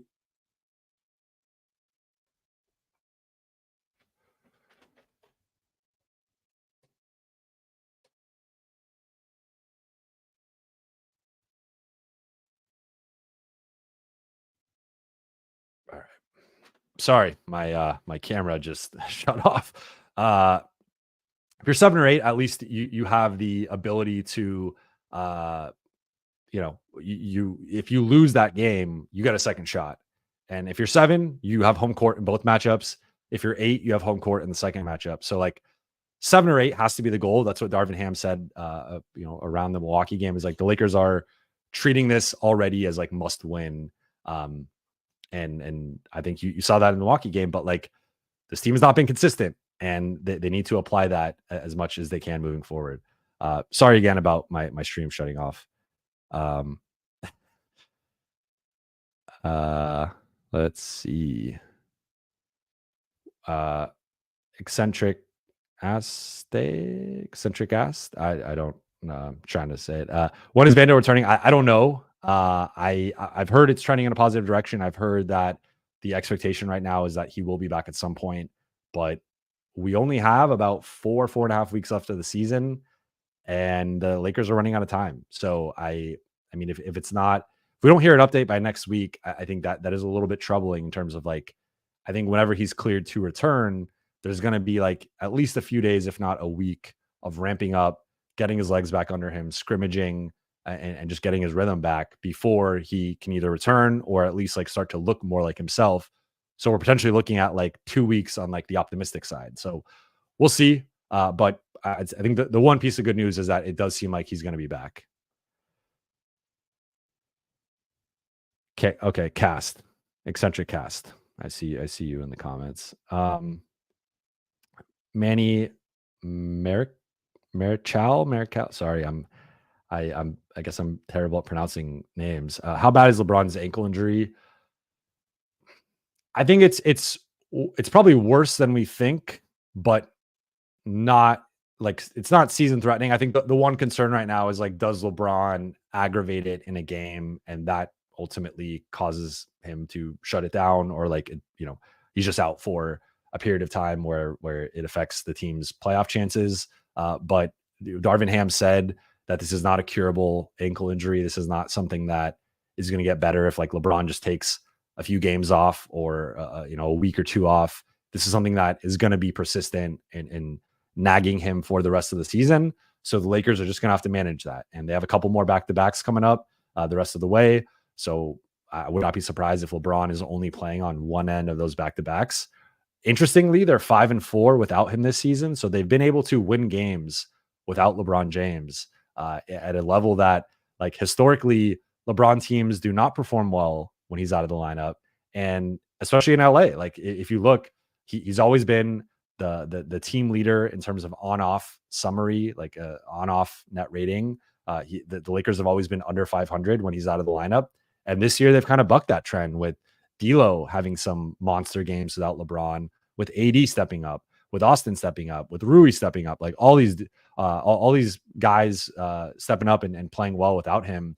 The offense is a little bit less predictable. It's a little bit harder to game plan for. So like if the Lakers do have to be without LeBron for certain portions of the remaining regular season, I think if they're smart and selective with the games that they pick, and it probably is the easier games where it's and I think they got a back-to-back with Washington, like it's Toronto, Washington.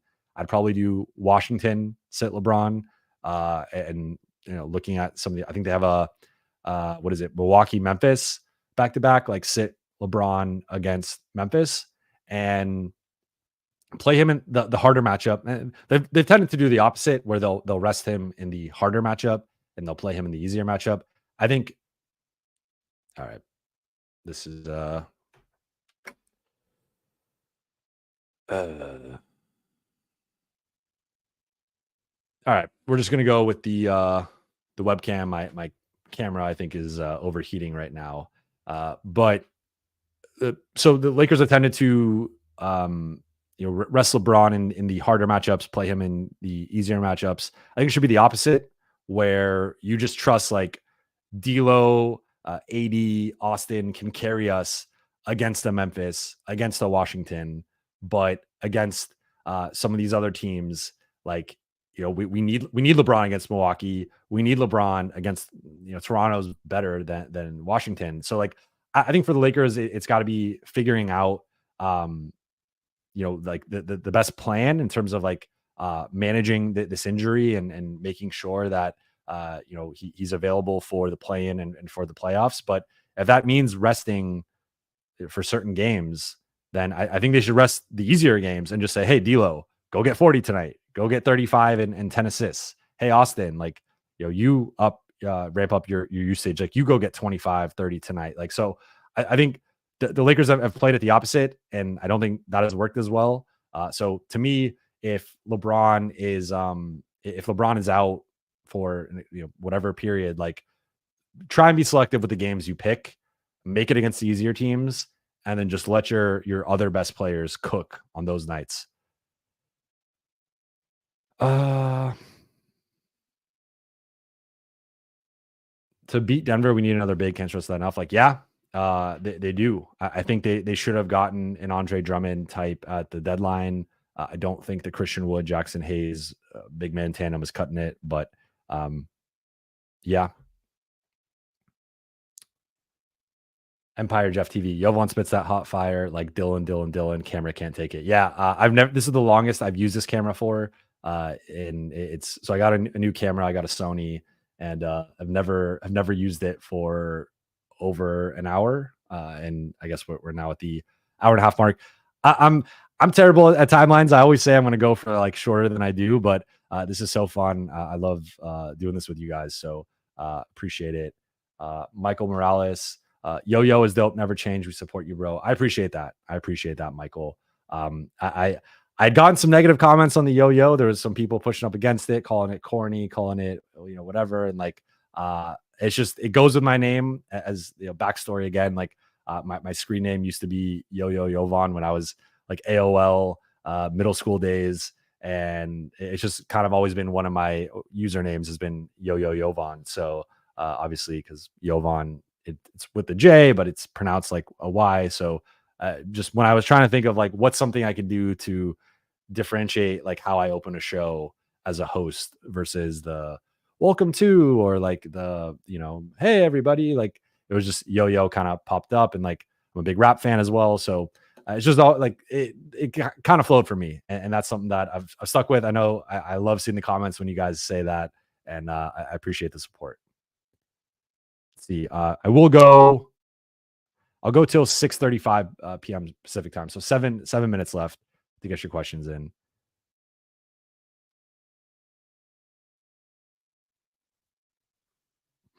TK, what has been your favorite Laker game so far? Games that come to mind are the Warriors comeback against the Clippers, Celtics, and now this Bucks win. So if you're asking me this season, I would say the Warriors game, the double overtime game in Golden State against the Warriors. That was just like that was the emotional highs and lows of that game of just like because as a reporter, like I'm constantly thinking about like what's the storyline here, like what am I writing about, what's the main thing, and depending on what's happening during the game, like I'm starting to think about the lead in my story. Like around that time I'd started doing the post game reaction, so I'm like, what do I want to talk about post game? So that's obviously changing like moment to moment, and there are so many moments where it's like Steph hits a big shot and it's like, okay, like it's going to be about their defense against Steph, or just like Steph being basically unguardable and like hitting all these tough shots, and Vando's all over him, and Austin's all over him, and like he's just making all these clutch baskets. But then it was D'Lo after a couple turnovers pulls up in transition, hits that shot with like nuts of steel, and that was a big play. LeBron gets the foul late, and like LeBron is making big baskets. The Warriors were kind of bothering the Lakers with going smaller. Draymond's at center. they had kind of unlocked something within themselves and their offense. They've played much better since then. So like there's all these storylines kind of percolating with that game. And so that was just a fun game. And like I signed me up for overtimes with two good teams or just a good game. Like that was fun. So to me, that's the one that really stands out in terms of like, I would also say, the in-season tournament was great. So like the in-season tournament championship game against the Pacers, like that was just a spectacle. That was a really fun game to be at. Lakers were celebrating. That was like the closest I've been to a championship celebration. I was at the Suns Bucks finals, so I technically was there, but I was covering the Suns for the Athletic. So I was actually it was kind of funny. I was in the locker room or the press conference with like Chris Paul and Devin Booker. And like you just hear "We are the championship, we are the champions" like blaring through, and like all the Bucks are celebrating and stuff. And it was just this really awkward scene. But like that was the closest I've been to a championship. And then I also think the Phoenix in season tournament game, that was a really big one. That was the game to go to Vegas, and Lakers had a lot of big plays in that one. So those are the three games that stand out. Overall, Laker games I've covered. The two I would throw in are Kobe's final game, 2016. That was unlike any game I've been to. I've never heard crypto. I'll say Staples louder, and then LeBron breaking the scoring record. That game was awesome. We got to go on the court. Like they immediately stopped the game. They brought the beat writers on the court. So I'm like 10 feet from LeBron as he's like celebrating with his family and with Kareem and with his teammates and all that stuff. And like that was just a cool moment. Like I'd never been on the floor during a game. Like I've been on the floor pregame, been on the floor after the game, but never. Even then, I'm usually on like the sideline or the baseline. Like I'm basically at half court, and being at half court of an NBA game during the game, everyone's eyes, they're not on me, but they're in that general vicinity. And like, you're just looking around and seeing 20,000 people looking down on the court. Like that was a moment I will never forget. And of course, witnessing history, LeBron breaks the record. Like just that moment was really cool and historic. So like, those are some of the most memorable moments for me covering the Lakers in terms of just like games I will never forget in general. And then those were the three games from this season. What up, T, my boy Jovan, fresh off a bike ride. Glad I'm catching the live. Thank you for joining, T. For those who noticed the camera quality difference, my camera shut off. So gonna try and figure that out. I actually have a continuous or dummy battery in, so I don't know why it shut off, but I think it might have overheated. It wasn't used to the long live stream. Dark Galaxy, what do you think of a lineup of D'Lo or AR, Rui, Vando, LeBron, and AD look like? So actually, this is my preferred closing lineup against Denver. I've laid out some of this, but my theory on Denver is you got to go big, especially for the Lakers, just because Denver kills them in the paint and on the offensive glass. But I would like to see in the last 5-6 minutes of a game, go with I'd probably go Austin, to be honest, just because I think Austin has played better in the Denver matchups than D'Lo has. But like if D'Lo has it cooking, you can go with D'Lo over Austin. But for me, it's you put LeBron on Jamal Murray, and that's a big ask for LeBron defensively. But you're gonna need him to be a big role, to step up and have a big role defensively in that matchup. And then you put AD on Jokic, and you switch the the 2-man game and the pick and rolls with those two, because those are the two defenders best equipped to handle both of them. Like AD, Jokic has scored rather easily on him, but like we have seen moments where AD's length can bother, and just his athleticism can bother Jokic a little bit. Like he blocks his shot, he stonewalls him in the paint. Like that's theoretically I mean, he's one of the best defenders in the world. Like you got to have him guard Jokic. And then if he has to switch, like if you have to switch that matchup, you put AD on Murray, and now you put LeBron on Jokic. And LeBron has actually done arguably the best job of anybody, just kind of bothering him. He has quick hands. He kind of knows where Jokic is looking at different points. Like I think LeBron has had some pretty good defense against Jokic over the last couple of years now. So like I think you switch that 2-man game and try and keep two guys within the action. Then off the ball, you have Austin chasing KCP around screens and kind of doing his thing, slithering around. Then you have Rui. I tell Rui, like, your goal is you're going to wrestle Aaron Gordon, and this dude is not getting a lob. He's not getting an offensive rebound. Like, Rui, you are basically the same size as him. You're maybe a little bit smaller, not as strong. There's a little bit of a weight difference there, but like, you're gonna just bang in the paint with Aaron Gordon, and you are not letting this dude get a lob. You're not letting this dude get an offensive rebound. Like, you're gonna be physical with him, and that's your goal defensively. And then I put Vando on MPJ because the Lakers' problem with MPJ has just been they have like Austin guarding him, and he's 5 inches taller than Austin, and he has one of the quickest and highest releases in the league, and he just shoots over Austin. And that's not an indictment on Austin. It's just like that's not like Austin shouldn't be guarding Kevin Durant or Michael Porter Jr. So put Vando on MPJ, and you can have Vando as the help guy, although you got to be careful, obviously, with giving MPJ open threes in the corner. But like, I just say, like, if you're going to shoot over someone, try shooting over Vando. And like, he still might be able to do it. But like, the Lakers have often put Vando on Jamal. The problem is Vando isn't great against Jokic. And if the Lakers switch that, like, Jokic can score on Vando. But that's where I kind of like the idea of going AD and LeBron in the action. You switch that and, make Jamal Murray hit tough jumpers over AD. Make Jokic take LeBron off the dribble and try and score on him in the post. And like, if that happens, that happens. And like, you just can't beat Denver then. Like, right? Like, that's it. That just is what it is. But I would like to see them kind of match strength for strength of like Rui again, go wrestle with Aaron Gordon and like be physical and match his strength. Like, Vando, you're chasing MPJ and you're going to use your length and athleticism against his length and athleticism.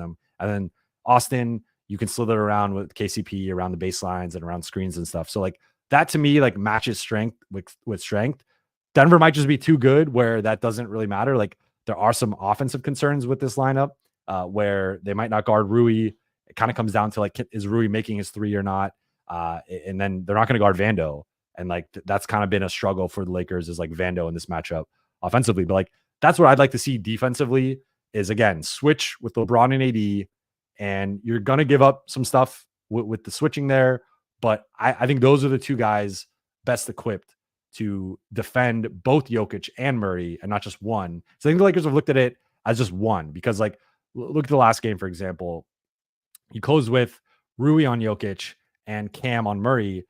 In theory, that's fine. Like, Cam, okay, he's big, 6'6", 6'7". He's going to try and envelop Murray. Rui is a big body. He's going to stonewall him in the post.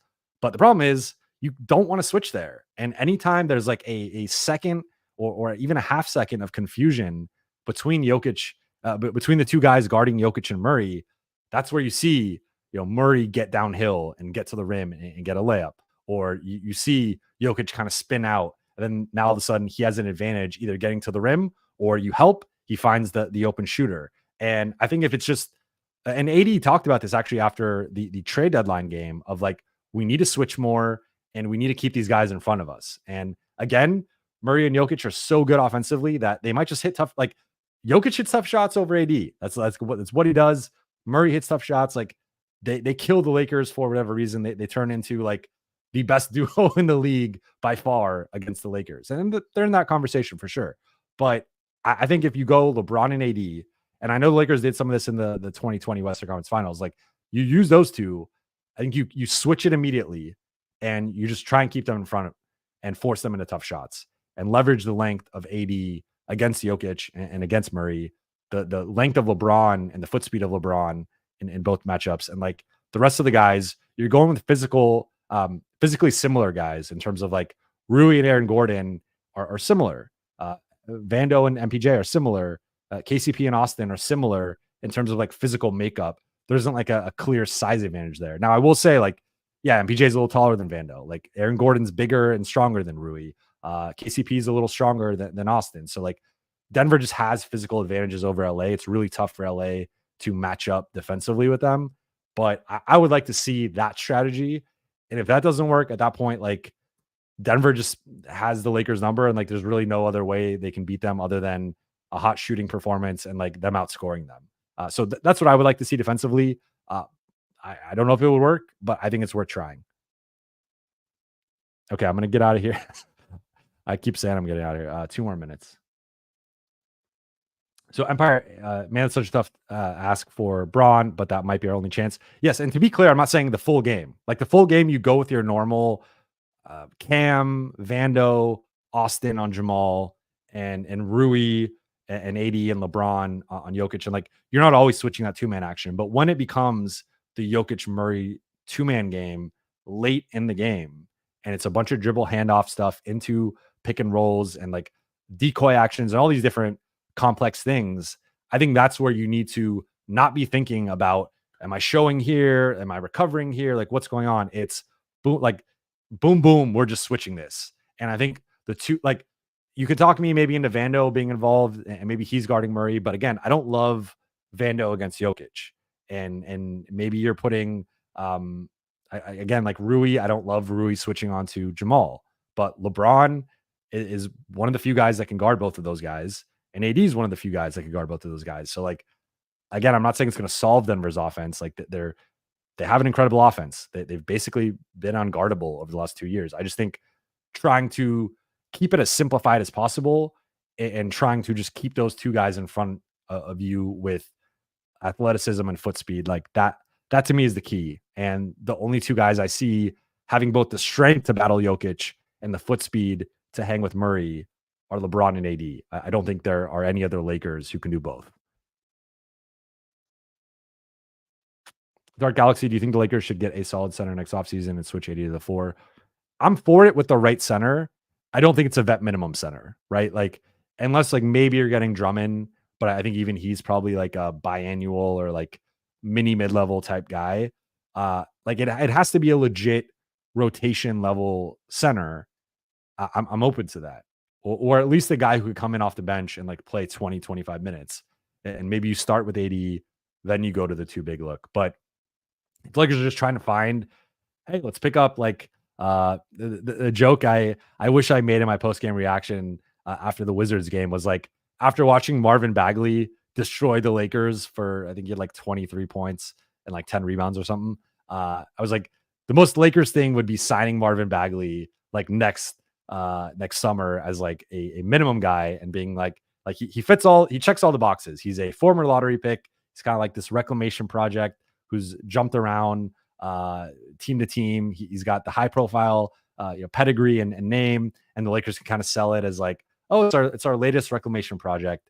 And then, he starts or he's playing a big role off the bench. And then by like December, January, Laker fans are like, we want to waive this guy. He shouldn't be in the rotation. He's terrible. And like, I could just like see that happening based on him having a good game against the Lakers and then potentially signing him down the road. So, I thought that was a funny observation like during that game, and I shared it with a couple people and they found it funny as well. But like I would say it has to be the right, like if you're gonna commit to that plan, you need to commit the resources to that plan. So you either need to trade for a quality center or you need to financially invest in a quality center.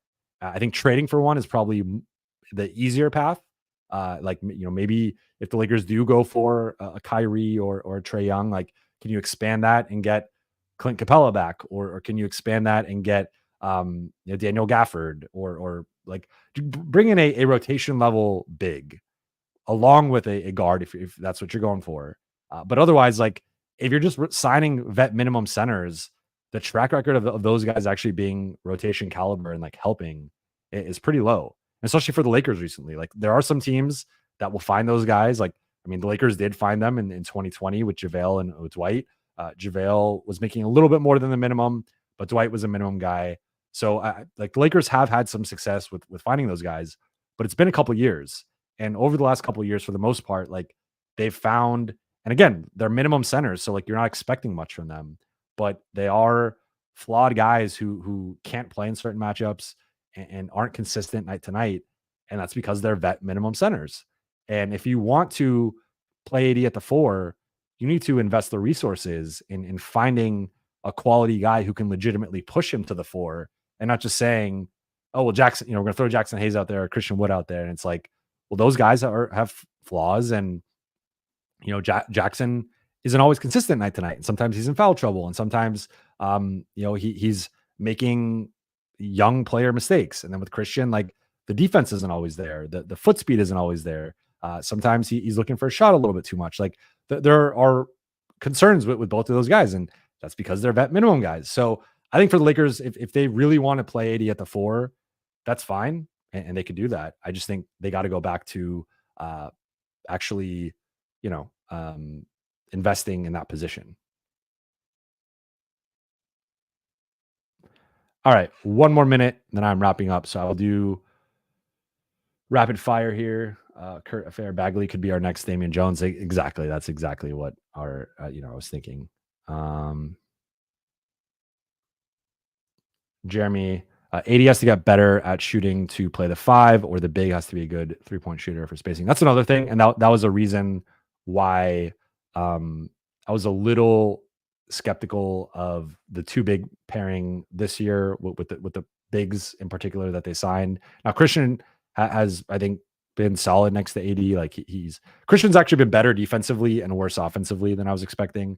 And Jackson, Darvin hasn't really gone to the Jackson AD pairing, but it's kind of been like, is AD's jumper there or is it not? Because if it's not, then and you have 2 paint bound big men that teams don't have to guard outside of like 10, 12 feet, then that gets tricky with the spacing. And that's, I mean, it's kind of some of the limitations with like Vando at times next to AD is just, that's how like, and Lakers have to get creative with how they use Vando, and they've done better with that. But like, that's the limitation even there of like, if Vando is essentially like a center offensively in terms of like his spacing and his gravity, there's just a limitation with him next to AD.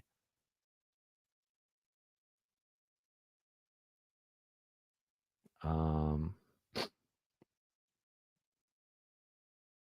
Yeah, I mean 2019-20, but that at this point it's looking more like an aberration uh than like what actually happened, right? Like or like something that is sustainable. Like 80's had, and he's had stretches. Like there was a stretch earlier in the season where he shot the ball well. His mid-range shooting has actually been a little bit better this season than seasons past, but the 3-point shooting has basically been gone. Um Gustavo, Spurs beating the crap out of the Warriors. Well, that's good for the Lakers. Uh, Queen Strawberry. Brook Lopez is the ideal center next to AD. Yeah. The other ideal center was Ivica Zubac. It's like the Lakers really fumbled with both of those guys. Like Brook is in a different class of like, 3-and-D. Like there are very few 3-and-D centers who are actual good 3-point shooters and good rim protectors. The Venn diagram there is very small. Brook Lopez is in the center of that. But if you wanted that kind of defensive minded, like big bruiser who like imagine Zubac is the one who's battling Sabonis and Nurkic and Jokic and Şengün and just Valanciunas, and like AD is the help guy in that scenario. Like that would be great for the Lakers. So I think they really fumbled with letting both Lopez and Zubac go. Probably wouldn't have made sense to keep both, but like one of the two would have really helped the Lakers out and been an ideal complement next to AD for, I think in the Lopez case, like just an elite rim protector, really good floor spacer and shooter. In the Zubac case, just that big bruising center. And I think underrated a bit offensively next to AD that could handle those like tougher physical matchups that AD has struggled with. So like, I think those are a couple of blueprints though for player archetypes that the Lakers could go after is like try and find a 3-and-D center, although they don't grow on trees. They're hard to find, or find that like big brute who can handle some of the tougher physical matchups that AD struggles in. Um, yeah, well, I mean, Embiid and AD like that's destroying the league. Uh, all right, so one more. I'm going to take one more question, then I'm gonna wrap up. But again, thank you. So before I wrap up, I just want a quick plug for my YouTube channel. If you've not subscribed, please do so. I'm coming back from crypto.com arena or whatever arena I'm in and doing post-game reactions right away, trying to get it up within like 30 minutes to an hour of when I get back. I do get back pretty late, so it's usually 3-ish hours post-game. Then, doing my Buha's Block podcast twice a week. Right now it's Mondays and Fridays is the tentative schedule. So I'll have an episode for you Monday. If you do not check out episode 1, I interviewed Austin Reaves. And then episode 2, I went through 5 ways to fix the Lakers, 5 ways to make them more consistent. So be sure to check that out on YouTube, Apple Podcasts, Spotify, etc. I'm seeing some Jokic and AD would be a good pairing. Eduardo, this is the last one. Do you believe in a run in the next few games? You know what? I'm going to say yeah. I think that like this Minnesota game is big, just for several reasons. Again, I said earlier in the stream, like it's kind of a playoff preview potentially of like what the Lakers could be facing at the 7 or 8 seed, with Minnesota being at the top of the conference, and then the Sacramento game is another big one. But then after that, you got Golden State, you got Philly, you got Atlanta. So like I think that stretch there of Golden State, Philly, Atlanta is a stretch the Lakers could win all 3 of those. And then if you win one of the Minnesota or Sacramento games, you've won 4 or 5. And now you won the Milwaukee game. So you've won 5 of 6. So like Lakers could be going on a little run here. But as we know with this team, you never know night to night, game to game, like what to expect. So we shall see on Sunday. The big thing right now is the health of LeBron and AD. Like they need those guys available. They need them reasonably healthy. If they get that, I think they can go on a little run here to jump up into the 7-8 range potentially, depending on what happens with the rest of the West. So that will do it for this stream. Thank you guys for rocking with me. Thank you guys for watching, commenting. Again, if you enjoyed this, please consider hitting that subscribe button. Please consider following me on Apple Podcasts, Spotify, etc. And again, for the mailbag portions of the show, the solo shows, if you want me to answer a question, all you have to do is on Twitter, send me a screenshot that you have subscribed either to my YouTube channel or to one of the podcast feeds. And you can also show that you've downloaded an episode or that you've left a 5-star review. If you do one of those things and you send me a screenshot with a question, I will answer it on the mailbag coming up next week. So again, thank you guys for the comments. I really appreciate it. This was our biggest stream yet. Hit over 250 live, which is a new record. So appreciate all the support, and I will talk to you guys soon.